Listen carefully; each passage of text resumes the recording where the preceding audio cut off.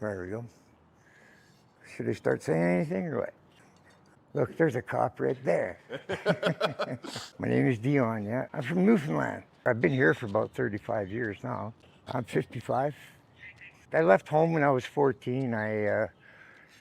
My dad was a mean drunk, right? And not saying he doesn't drink anymore these days, but kind of resent that because he should have done that a long time ago when he had all the kids. But whatever, he's my dad. He still brought me into this world. I got to have some love for him, right? We don't talk much, but when we do, we have a down-to-earth conversation, right? There's no like, I don't want to talk to you or anything like that. Like, he's my dad, right? My mom lives in Leduc. She's a great lady. I don't know how she put up with my dad for so long, but Are they still together? oh no. My dad's been with a lady now. Her name is Marg, and she's like, my mom wasn't around because, well, my dad screwed that up, right? But Marg's been more of a mother to me. Like when I broke my leg, she was at the hospital there every day. When I woke up, she was there, right? How'd you break your leg? Stupid kid. I was just in Labrador City. I was like, I think I was 11, and I was on top of the shopping mall. And we shouldn't have been up there, right? But there's fire escapes and all that shit. You know, I was a kid, adventurous, doing whatever. And they have, you know, that the flashing that they have around the edges on a flat roof. Yeah. So it just rained, and I put my foot. I was standing there, and the building manager yelled at me, "Hey, you're not!" And I turned around and looked at him, and I slipped on the flashing. It bounced off a fire escape set of stairs, flipped over, landed in a garbage can. And as I was going over, my femur smashed the side of the can, and that was a nightmare, that one. My bone was sticking out my leg. My leg was over my shoulder that way. How old were you?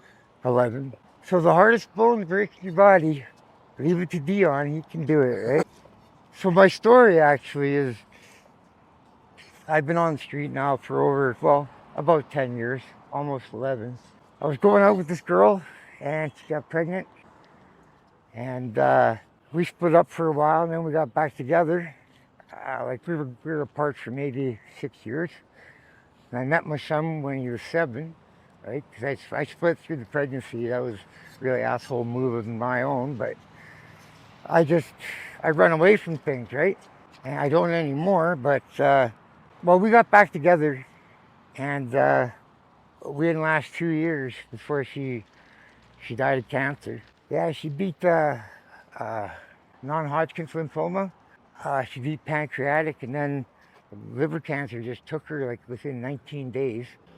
And that's something that's really ironic. I'm telling you this story because 10 years ago, my brother came to I was lost. I was lost, man. I didn't know what to do, right? I didn't give a fuck about nothing. I didn't care who got in my way. I was fighting cops, right? That's why I say I don't care about the cops. My brother's birthday, my oldest brother, he came to my aid. He took me away from here.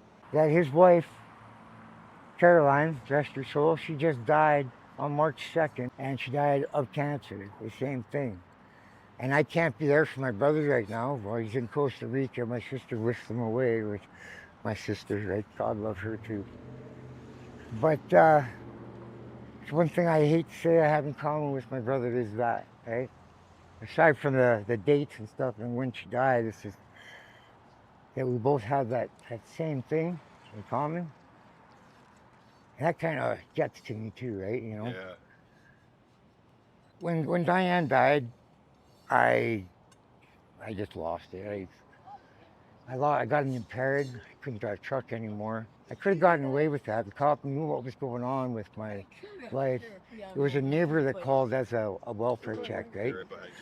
Oh, I'm sorry. And so I said, I'm fine. I was drinking in the truck. I just couldn't go in the house. There was nothing there for me, right? Like nothing. The house was empty except for a piano. Well, it was still my house, right? But I just couldn't, it was where I was going after work. I'd just get drunk and I'd go in there and pass out. So I couldn't get drunk this night, right? And I was sitting in my truck, and so my neighbor called. Or she came out to see me. She said, "You okay?" And I said, "Yeah, I'm fine. I just need to think about things." And she saw the bottle. It was a bottle of rum, and I was halfway through it. And I was still sitting there a couple hours later, So she didn't do this maliciously. She was genuinely concerned for me, right? So she called the police, and the cop actually came out just as a welfare check, right? And he says, "Look, I can see, I know your story. Your neighbor told me, and he says, well, why don't you just go in the house, right?" And I just became belligerent. I thought, "Fuck you! I just had enough people telling me to do this and do that, right?"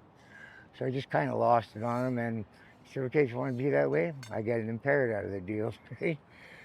So I haven't had a license since then. And that's been almost 11 years now. And I've been on the street, but alcohol is my biggest factor. It's the only thing like.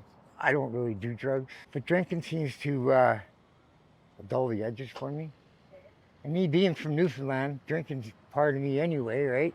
It makes the sharp edges not so sharp. But there's not a day goes by that I don't think about Diane. That's my wife, right? And there won't be a day that goes by that I don't think about Caroline. That's my brother's wife, right? And the days that they do, that's when I really start drinking. If I think I didn't think about her yesterday or something, that really bothers me, right? You start feeling guilty about that? Yeah, I do. And so I hit the bottle. And sometimes, I'm very seldom am I angry, right? Like I said, I do it just to make it all go away, and I'll try to find something funny to laugh at, or a different situation where I don't have to be thinking about it. But sometimes I let shit build up, right?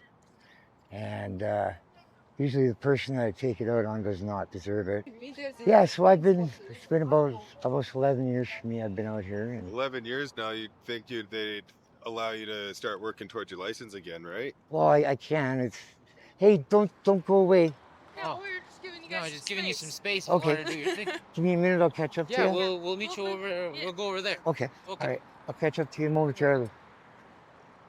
Those are, they work for Alpha House. Yeah, they're trying to help me get housed and whatnot, right? They've been trying it for a while. They go to the table for me all the time because they know me. I'm the guy that plays guitar. I'm the guy that'll give you my last $5 if it'll help you out. That's me. That's why they go to the table for me all the time, because they see what I do. The only thing, like, I could do it myself. I'm capable of working, but trying to keep a full-time job because I drink so much, right? It's just, it doesn't work for me. Like, I work a couple of part-time jobs, right? Like, I move hot tubs for Western Tub and Pool. There's a plug if you ever get it on. Oh. You're welcome, Johnny. My other job is moving household furniture, right? The hot tubs is just 3 days a week usually, and the moving is usually month end, right? So trying to keep a full-time job, you can't do that. Have you ever tried going to treatment? No, it's not for me, right? Like, I know my own, like, I can tell you right now, I can help myself if I want to, but I actually don't even want their help. But if they could get my foot in the door, put a roof over my head, I could take it from there. I'd have something to look forward to, right? I've got 2 kids, right? Like Emma, she's 27. I'm a grandfather, for Christ's sakes. And Evan, he's 20 now. He'll be 21 this October coming. I don't talk to him much, but I do talk to him now and then. He'll send me a text, "Hey Dad, how you doing?" Blah blah blah. He's a good kid. I've been out of their lives for quite some time, but they both grew up to be really good kids. Emma got pregnant after Mom died, and I said, "You know, your mom would be so mad at you." And Emma didn't talk to me for years, right? She had so much going for her, and then it all got put on the back burner because now she has children she has to take care of. She was like a mom to my son, right? Big sister.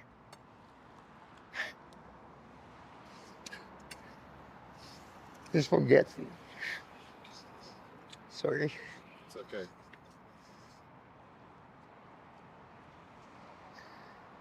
But yeah, she was there. They were there for each other more than I ever was. I ran away, right? I didn't know how to deal with it. That weighs on you? Yeah, like a wrecking ball. It hits me all the time. That's when you want to drink. Well, yeah, sometimes when I drink because I like the taste of alcohol, I think. But no, I drink because it just I get in a different mood. I don't think about it. Yeah. So that's kind of my story. That's where I am these days. So now I do work, like I said, but I normally don't miss work because I know I got to work, so I won't go in hungover. And hungover. I don't even know what a hangover is anymore. I think I'm perpetually drunk. Yeah. I don't even really get drunk anymore, right? It's like I build up such a tolerance to it. I'm in great health. My liver's fine. When I see a doctor and whatnot, like, and they go, "How much do you drink?" I'm like, "Well, 40 a day plus, right?" And they're like, "Well, all your blood work, you seem to be in great health." Well, I don't know how that is, but the past 10 years have been rough. But I mean, every time I wake up, I just, okay, it's another day. Let's see how it goes. And if it starts to go shitty, then I've either got a little bit of money saved up or I'll go pick empties just so I can go have a drink and go sit by myself. Like I bought a $1,200 guitar. Like that's what I did with my last savings. I went and bought a acoustic electric gretsch. It's a beautiful guitar. So I do that too. Like I I sit out here or down by the National or wherever. And once I start to set up, everyone, oh, look at this guy. He's got this and that. And I start playing. And I'm usually good for a couple of $100 a night. Right? I made $600 one night for one song. Played, what was it? Shooting Star by Bad Company. Buddy had offered me a smoke when it came out, and I said, no, I just put one out. And he was like, oh, okay. And I said, I'll sing you a song. Well, he goes, okay, what do you know? So I played that song, and so he goes, here's a little something for you. He shakes my hand. He goes, that was great. And he shook my hand. And Around the corner. yeah, I know, they just walked by me. So he shakes my hand, and something in his hand, right? He just pulls his hand away. He goes, that's for you. I don't know, $100 bill. 2, 3, 4, 5, 6. What? 600 bucks. I go, what the hell? He goes, man, I can see you put your heart into that. And you're out here for a reason. He says, do something with that, right? Like, don't waste it. And I said, honestly, I'm probably going to go get a drink right now. He says, well, that's okay. Just go get a drink, but don't waste it. Do something with it, right? And then his buddies were over there. And he says, now you guys, you better do something for him too. And he walked back into Japanese village it was back then. And he says to his buddies, make sure you help him out. So his buddies come up and they go, well, what'd he give you? And I go, he gave me $600. And he goes, what? I can't match that. He goes, but here's 100, right? What? And he had 3 other buddies. And one gave me 2 and the other one gave me 200. So that was a $1,200. Well, no, it's $1,100 for crap. playing one song, right? That should have got me out of the hole right there, but for some reason I went elsewhere with it, did stupid shit, thought I was king for a day, and then I had nothing the next day, right? Some days are diamonds, some days are stones. Today is a diamond because I got a chance to talk to you and tell my story again. Thanks for taking the time to listen. Here, you guys split the rest of this pack. Sure? Yeah. Sure, man? Yeah. You want Thank one you. for yourself? No, I'm good. It's a pleasure, man. Have a good rest of your. Give me a call. Yeah, I'll do that. All I'd right. like to hear you play too. Yeah, I will do that. Cool. I will put that on as your intro to your Yeah, podcast. yeah, I'd love that. Okay. All right. Give me a call then. Yeah. Thanks for listening. Cool. You guys have a good night. Okay, thank you. Thanks.